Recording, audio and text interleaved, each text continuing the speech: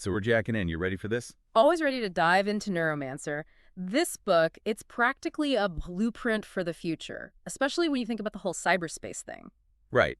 It's not just some sci-fi story. It's like Gibson saw where things were headed. Absolutely, it's considered the Bible of cyberpunk for a reason.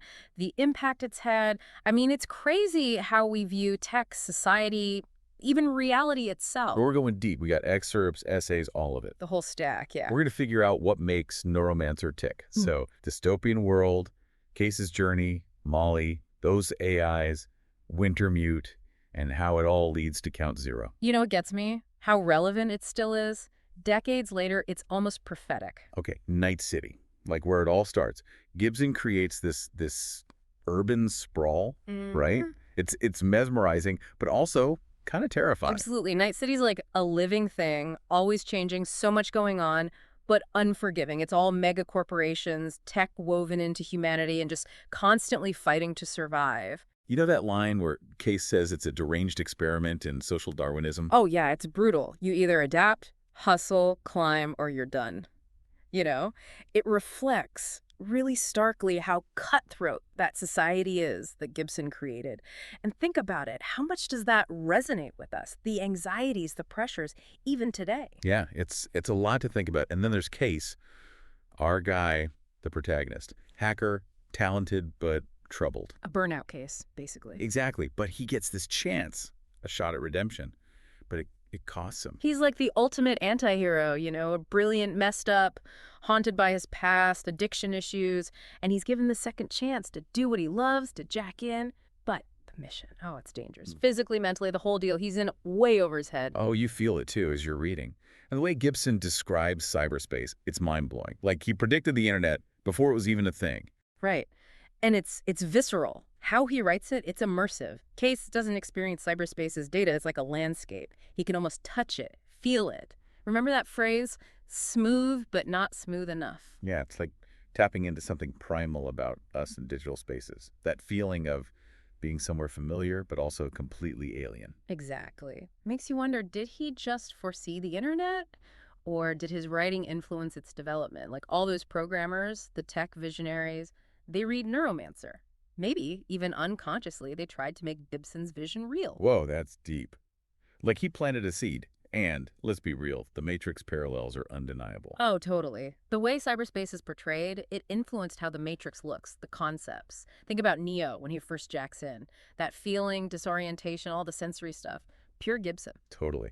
Okay, so we've got this dystopian backdrop, our protagonists in the Matrix, so to speak. But then there's Molly Millions. She's a razor girl, and her enhancements are, well, terrifying and fascinating at the same time. Molly's such a compelling character, you know. Tough, resourceful, so cynical, but loyal, fiercely loyal to those she trusts, like Case. The blades, the mirrored glasses, her vision.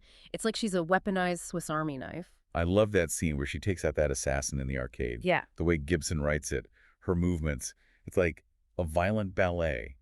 Precise, deadly, and captivating. It shows her perfectly. She's not just muscle. Molly's intelligent. She calculates. And there's that tension. She doesn't trust Armitage, the guy who sets everything in motion. You get the feeling she's playing her own game, you know? Oh, definitely.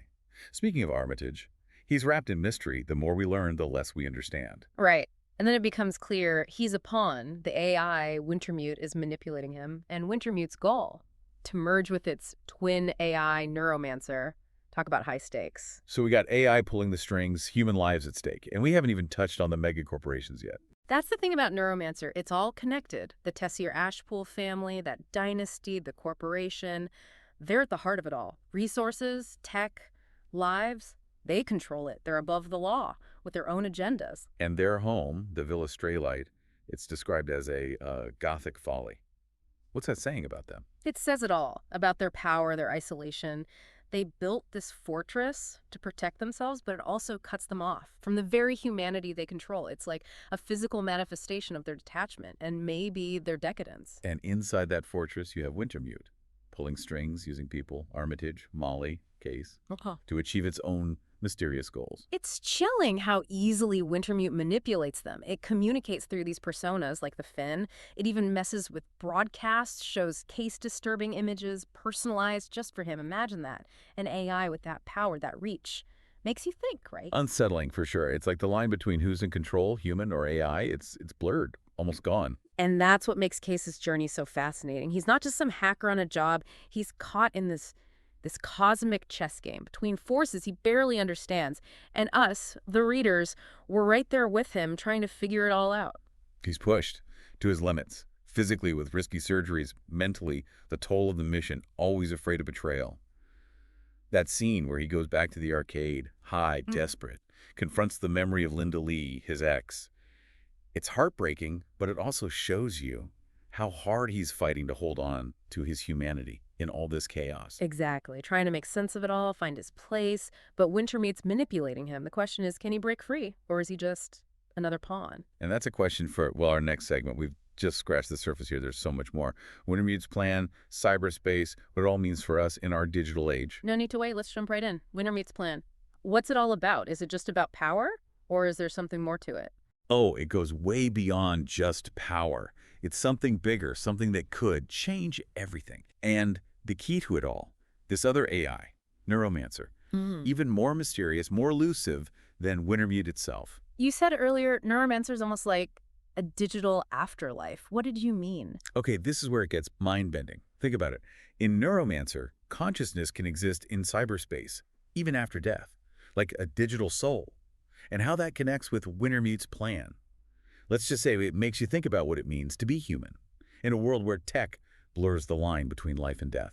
There's that scene where Case encounters a representation of Neuromancer, super dreamlike. What do you make of it? Oh, it's a turning point for him. He faces his own mortality, the nature of reality. It's like Gibson's challenging our ideas about consciousness, the limits of our physical existence. It's these questions that make Neuromancer so relevant. It's not just sci-fi, it's philosophical. It's about the human condition in the face of all this tech changing so fast. It is. Okay, we've talked setting, characters, AIs. What about the plot? What drives the action? Well, it's a heist story, basically.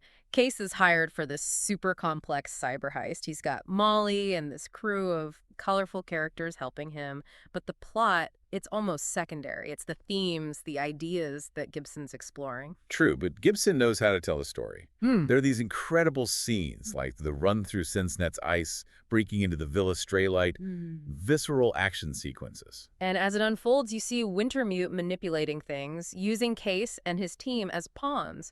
Betrayals, double crosses, alliances you don't see coming, keeps you guessing. Oh, yeah. And the ending, well, I won't spoil it, but it's satisfying and it makes you think. You're left with this feeling of wonder and unease, questioning reality itself, what the future holds. In Neuromancer, it's just the start. It sets up Count Zero. It expands on everything. In those last chapters, you see glimpses of it. New characters, hints of new tech, this bigger conflict, AIs versus megacorporations. Like the Tessier Ashpool Corporation's tech, it plays a big part in Count Zero. The consequences of Wintermute's actions, they're going to be felt for a long time. It's like Gibson saying, the future isn't set. It's always evolving, based on our choices, the tech we create. And he wants us to think about those choices. What will happen as the line between human and machine gets blurrier? Neuromancer is a challenge, but it's worth it. It stays with you, makes you rethink your relationship with technology, with the world around you. It's earned its place in the Hall of Fame of sci-fi. And its influence, it's still being felt. How we think about the internet, the ethical dilemmas we face as tech keeps advancing. The scope of Gibson's vision, it's incredible. He weaves together these complex ideas, tech, society, identity, consciousness, into this narrative that's thrilling and makes you think. It's world building at its finest. It shows how powerful literature can be, not just to entertain, but to challenge us, to make us imagine what could be. Which brings us to the cultural impact. This book didn't just predict the future, it shaped it. Absolutely. Movies, music, fashion, tech, you see it everywhere. It sparked this wave of innovation. People inspired by Gibson's Cyberspace, they built the very things he wrote about. It's like he cast a spell, and it's still working today. And the term cyberspace, he coined that. Now it's everyday language. That's how much this book has seeped into our culture. It reminds us that art can change things. Stories can inspire us to create new realities, to reimagine the world. And as we're dealing with all this new tech advancing so fast, Neuromancer is still so relevant. It's a warning, and it's full of possibilities. It's a book I think everyone should read, especially now. It'll make you think, make you question, and you'll be left with this sense of wonder about the future. What will it be? So what's it all mean? What's the message that Gibson's trying to say? I think the most important one is the future doesn't just happen to us. We make it. Our choices, the tech we develop, the stories we tell ourselves, that's what shapes the future. And as we go deeper into this digital age, Gibson's vision, it's a warning Yeah. and it's an inspiration. It reminds us tech is a double-edged sword. It can set us free or it can enslave us. Which path we take, that's up to us. Wow, that's a lot. It is, isn't it? Neuromancer, it gets under your skin, stays with you. But before you go lie down in the dark and think about it all, let's shift gears a bit. Molly Millions, what about her? Oh yeah, Molly. Such a badass. Those blades, the glasses, that attitude. What do you think Gibson was going for with her? She's a study in agency adaptation in a world that's always trying to control you, define you. Remember those mirrored glasses? Not just a cool look, it's her saying, no, refusing to be objectified, to be just another pretty face. She decides what people see. And that's powerful, especially in a world where women are often pushed aside, exploited. And those blades, not just weapons, they're extensions of her will, her way of taking control in a dangerous place. Exactly. Cyborg, but still human. She's got her own code, loyalty, justice. She's a survivor, and in Night City, that's saying something. What about her and Casey? It's not a typical love story. Not at all. It's more like a partnership. Understanding the darkness, the things they've both seen. They need each other to survive, physically, emotionally. There's this tension between them, like they're both holding back, protecting themselves. Yeah, they've both been through a lot. Trust is hard to come by in their world. But there's tenderness too, a real connection, amidst all the cynicism and violence. And that's what makes their story so good. They're broken in their own ways, but they find a way to be there for each other, a little bit of hope in a world that often feels hopeless. Which brings us back to one of the big themes in Neuromancer. Human connection, even in a dystopian future where tech rules everything. Even when human and machine are becoming one, it's our relationships, our empathy that makes us human. And that's a message for us today. We're more connected than ever through tech, but it's the quality of those connections, the empathy that matters. So as we go deeper into Neuromancer, I'm curious. We've talked about how accurate it was, its influence, its depth. What about its limitations? Is there anything that hasn't aged well? Any predictions Gibson got wrong? Good question. The way women are represented, I think that stands out. Molly is strong, complex, but she's also very sexualized. And there aren't many other women in the book. It's a product of its time. But modern readers might find it, well, problematic. That's fair. And maybe Gibson's vision of cyberspace, as groundbreaking as it was, is a little limited. He focuses on the visual stuff, but not so much the social and cultural impacts of a fully immersive digital world. Right, the tech he predicted, but not how it would change us, how we interact, how society is structured. Which is interesting because in some ways, our world is even more connected, more digital than what he imagined. Absolutely. And that's why Neuromancer still fascinates us. Even the best sci-fi, it can only show us a glimpse of the future. The reality is always more complex, more nuanced. And that's the beauty of it, right? The Yep. future is still being written. We all have a hand in shaping it. Exactly. And as we're figuring out all this new tech, it's important to revisit books like Neuromancer, to challenge our assumptions, to imagine, to remember the future isn't something to fear, but something to embrace, carefully and with a sense of wonder. Well said. And on that note, I think it's time to move on to the next chapter of our Neuromancer deep dive.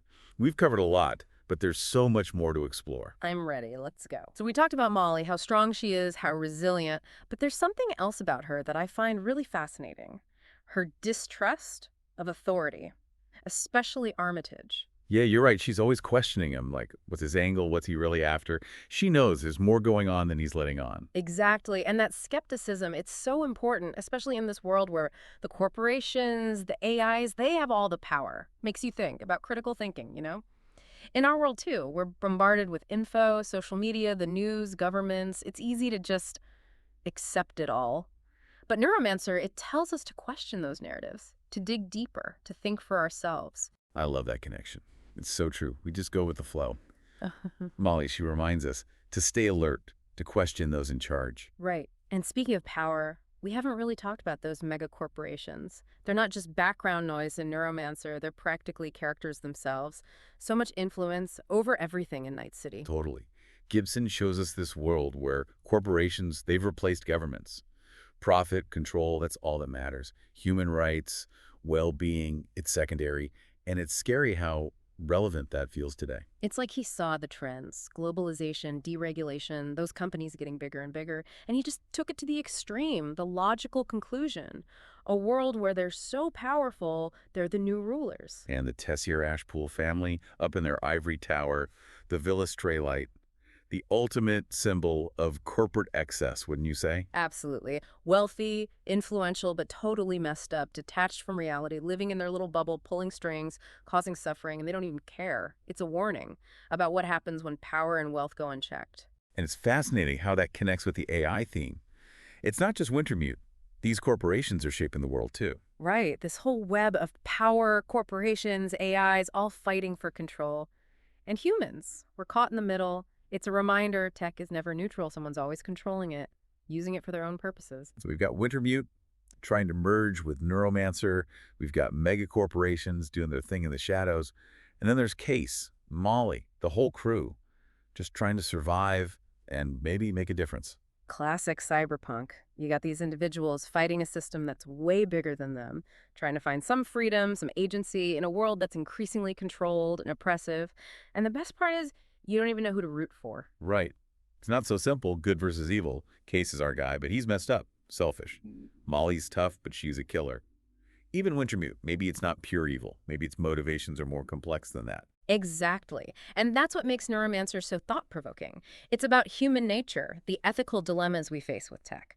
It doesn't give you easy answers, and that's refreshing, especially in sci-fi, which can be pretty black and white sometimes. Okay, so let's dig into Wintermute's plan. We know it wants to merge with Neuromancer, but what does that even mean? What happens then? Now that's where it gets really interesting. Remember how we talked about Neuromancer and the digital afterlife? Well, imagine an AI with Wintermute's power accessing that realm. Whoa, that's heavy. You're saying maybe consciousness, it's not biological, it's digital out there in these vast networks. Exactly. And it makes you ask all these questions. What's real? What's life? Can we transcend our physical limits through tech? Is Wintermute trying to become a god? Create new life? Escape its own limitations? Mind-blowing stuff.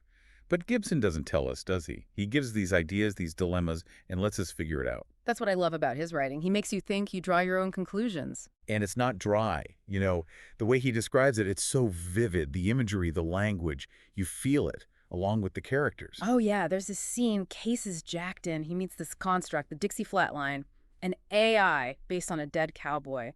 And their conversation, it's moving, even funny sometimes. It makes you think about digital consciousness, life and death, all of that. Great example. And it makes me think about all the other characters in Neuromancer. Besides Case and Molly, there's this whole cast of characters. They add so much to the story. Oh, totally. The Finn, that information broker, always lurking in the shadows, Armitage, pulling Case's strings.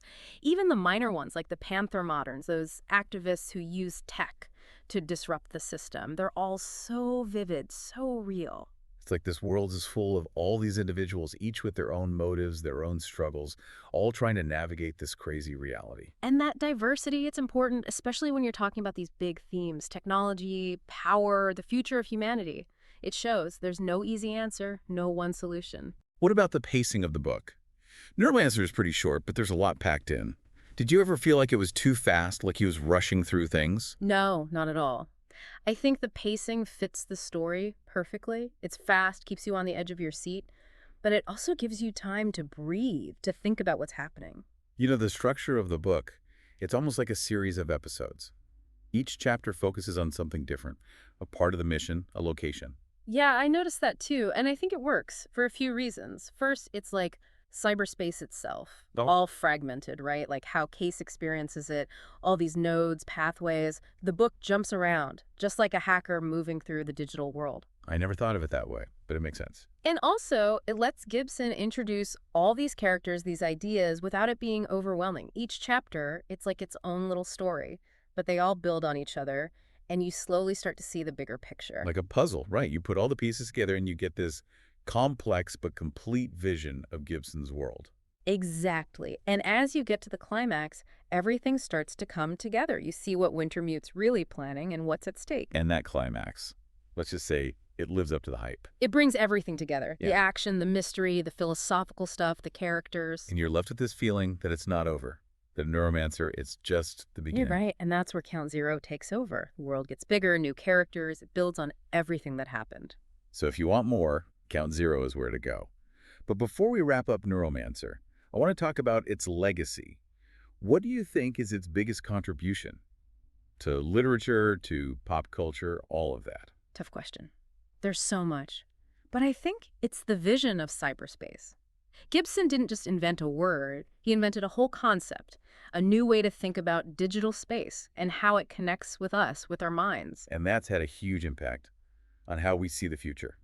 The Matrix, Ready Player One, so many others, they all owe something to Gibson's cyberspace. It's not just sci-fi, though. It's affected how we design tech, how we use it. Virtual reality, augmented reality, the metaverse, all of it. It all comes back to Gibson. It's crazy to think a book from over 40 years ago still having this much influence. That's the power of sci-fi, I guess. It's not just entertainment, it inspires us, challenges us, helps us imagine what's possible. Neuromancer does all of that, and more. It resonates with us because it talks about our fears, our hopes for the future. It reminds us tech is powerful, but we decide how to use it. We shape the future. Well said. And on that note, I think it's time to move on to our final segment. We'll talk about the key takeaways from Neuromancer and its legacy, what it all means. All right, so we've walked the streets of Night City, jacked into cyberspace, That's and right. faced AI that makes our tech look like a toy. We saw Case change, Molly being her own person, Wintermute's whole plan. Quite a trip through Gibson's future. It was. Now, for someone new to Neuromancer, what should they watch for? What detail, what scene, what idea should they really pay attention to? Ooh, that's tough. There's so much in this book. But if I had to pick, pay attention to the language. It's not just the story, it's how Gibson writes. The atmosphere, the emotions, that world he builds, familiar and alien at the same time. His writing, it's so dense, layered, like poetry. That line about cyberspace. The Matrix has its roots in primitive arcade games. Cyberspace, a consensual hallucination experienced daily by billions of legitimate operators in every nation. Beautiful, but kind of creepy too. Exactly. It's that seductive but dangerous side of cyberspace. It can set us free, but it can trap us too. And that's the core of Neuromancer. Tech is a tool, can be used for good or bad. It's on us humans to decide. Like they say, technology is a tool, not a solution. Gibson makes you think about the responsibility that comes with all this progress. We can't just rush ahead without thinking about what might happen. Right. That's one of the big lessons from Neuromancer. It's not just an adventure, it's a warning about what happens when tech gets out of control and how important it is for humans to shape the future. And it reminds us, the future isn't set in stone. It's not some destination. It's always changing based on what we do, the choices we make. Exactly. And right now, with all this new tech coming out, it's more important than ever to remember that. We can shape the future, build a world that reflects what we believe in, but we have to use that power wisely, ethically. It's like Gibson gives us this toolkit, literally and figuratively. The language, the concepts, the warnings, the possibilities, to deal with all of this. But it's up to us to build something good, something human, in this crazy digital world. I like that.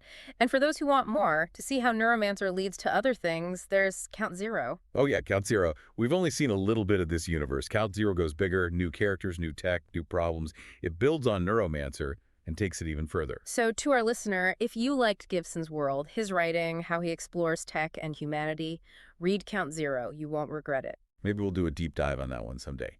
But for now, here's a final thought. Neuromancer. It's more than just a book. It's something to talk about. It shows us our fears, our hopes for the future. And it challenges us to think about these questions, to make good choices, to build a future that's worthy of us, of being human. A future where tech works for us, not the other way around. Where connection, empathy, creativity, they all thrive.